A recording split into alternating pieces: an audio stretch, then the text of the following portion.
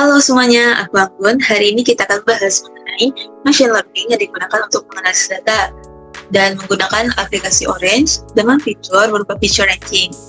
Pertama, kita harus mengetahui nih apa itu yang dimaksud dengan machine learning. Machine learning sendiri merupakan bagian dari kecerdasan buatan atau AI yang memungkinkan komputer untuk belajar dari data dan membuat keputusan tanpa diprogram secara eksplisit. Contohnya nih, kita punya data tinggi dan berat badan, lalu komputer bisa belajar dan menebak apakah seseorang tergolong sehat atau tidak hanya dari data itu. Dan aplikasi ini bisa kita gunakan berupa aplikasi Orange, di mana aplikasi ini merupakan aplikasi gratis yang bisa kita akses untuk menganalisis data kita dengan membuat model machine learning tanpa perlu pengodingan. Kita tinggal drag and drop berbagai kotak yang bisa disebut dengan widget yang punya fungsinya masing-masing. Misalnya untuk membaca data, melatih model, dan juga menampilkan grafik. Nah, fitur yang kita gunakan pada Orange kali ini dinamakan dengan fitur ranking, di mana merupakan proses untuk mengevaluasi seberapa penting setiap fitur atau kolom dalam dataset terhadap target yang ingin diprediksi. Misalnya, kita ingin memprediksi parameter apakah yang paling berpengaruh terhadap suatu penyakit. Kita mempunyai beberapa parameter nih. Nah, menggunakan fitur ranking ini, kita akan tahu dua data yang paling berpengaruh untuk memprediksi parameter yang paling berpengaruh untuk penyakit ini. Dan fitur ranking ini memiliki beberapa fungsi. Yang pertama itu mengurangi dimensionalitas, yang mana dataset modern seringkali memiliki jumlah fitur yang sangat besar dengan dimensi tinggi, bahkan hingga ribuan atau jutaan. Inilah yang disebut dengan pembentukan dimensionalitas. Fitur ranking membantu mengidentifikasi fitur-fitur yang paling penting dan memungkinkan kita untuk menghilangkan fitur-fitur yang tidak relevan, sehingga secara signifikan mengurangi jumlah fitur yang perlu diproses. Nah, fungsi yang kedua yaitu meningkatkan performa model, di mana biasanya pada data itu ada fitur yang tidak relevan atau noise yang dapat membingungkan model machine learning. Menggunakan fitur ranking, kita dapat menggunakan fitur-fitur yang paling informatif. Model dapat belajar dengan pola lebih kuat dan relevan. Ini seringkali menghasilkan akurasi, presisi, recall, atau evaluasi lainnya yang lebih baik. Tiga, itu mempercepat pelatihan model, di mana semakin banyak fitur atau semakin banyak perhitungan yang harus dilakukan model selama pelatihan. Ini bisa memakan waktu dan sumber daya komputasi, terutama untuk dataset yang besar. Dengan menggunakan fitur ranking, kita bisa mengurangi jumlah fitur yang digunakan dan akan mempercepat proses pelatihan model secara signifikan, dan akan memungkinkan iterasi yang lebih cepat dan eksplorasi model yang lebih efisien.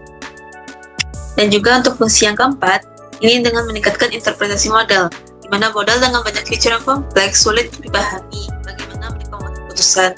Sehingga dengan fitur ranking kita dapat mengatasi hal ini dengan memilih subset.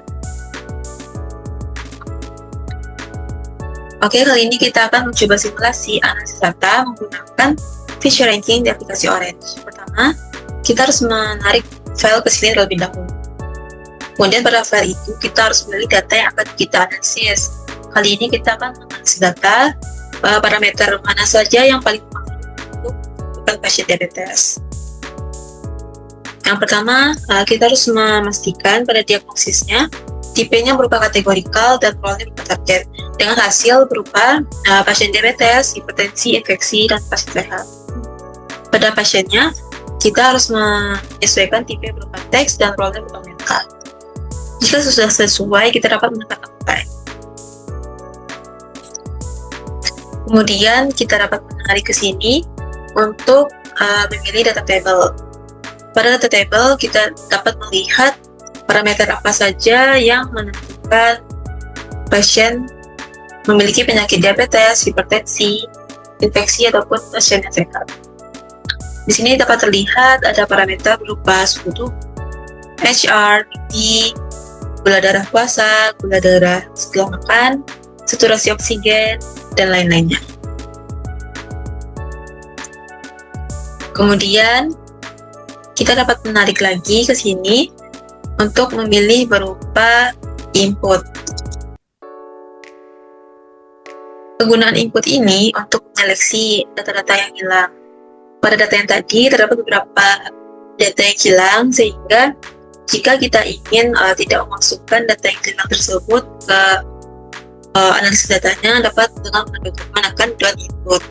Ataupun jika kita ingin data yang hilang tersebut diprediksi hasilnya melalui fitur-fitur lain, kita dapat menggunakan model basic filter. Di sini kita akan mencoba menggunakan model basic filter. Kemudian kita bisa menarik ke sini lagi untuk menggunakan widget rank. Ini untuk menentukan scoresnya. Nah, dapat terlihat di sini parameter yang paling berpengaruh untuk menentukan pasien diabetes berupa gula darah setelah makan dan gula darah sepuasa, di mana scoring method yang digunakan berupa information gain ratio dan juga Gini decrease. Kemudian untuk melihat strukturnya kita dapat menggunakan scatter plot. Ini untuk mempermudah melihat pengaruh dari parameter tersebut terhadap pasiennya. Nah, dapat dilihat ada beberapa titik dengan berbeda warna di sini, yang mana titik orange menggambarkan pasien sehat, titik hijau menggambarkan pasien nutrisi, dan titik merah menggambarkan pasien hipertensi, serta untuk titik biru menyatakan pasien diabetes. Di sini bisa kita lihat dua parameter paling berpengaruh untuk pasien diabetes merupakan gula darah puasa dan gula darah setelah, di mana titik biru yaitu pasien diabetes berada di skala yang tinggi, di mana ini menyatakan gula darah puasa dan gula darah setelah makan dengan batas yang tinggi dapat ditentukan sebagai parameter pasien diabetes. Dan untuk pasien hipertensi, infeksi dan sehatnya berada di rentang yang cukup normal. Nah, perlu diperhatikan di sini pemilihannya, seperti parameter yang berpengaruh di rank tadi yang kita lihat. Pada axis S-nya kita memilih untuk glukosa setelah makan, dan pada garis Y-nya kita memilih gula darah puasa, dan untuk pemilihan warnanya itu menggambarkan diagnosisnya. Kita bisa mengatur beberapa seperti simbol size-nya ataupun opacity-nya jika untuk melihat lebih jelas, ataupun untuk mempermudah melihat jumlahnya kita bisa menggunakan grid lines untuk melihat titiknya agar lebih jelas. Bisa kita atur sesuai apa yang kita mau. Mungkin untuk simulasinya sampai di sini dapat kita ketahui bahwa feature ini sangat membantu kita untuk menyeleksi data yang paling berpengaruh untuk pasien diabetes, sehingga dari parameter-parameter yang tadi kita tidak perlu satu persatu, dan juga membantu kita untuk menggunakan data-data yang hilang tadi. Kita dapat memprediksinya dengan machine learning, ataupun kita juga dapat menghilangkannya dan tidak menggunakan data yang tersebut, sehingga dapat mempermudah kerja kita untuk analisis data. Sekian untuk diskusi kali ini, senang belajar bersama. Semoga pengajaran ini dapat berguna untuk teman-teman semua. See you untuk konten selanjutnya.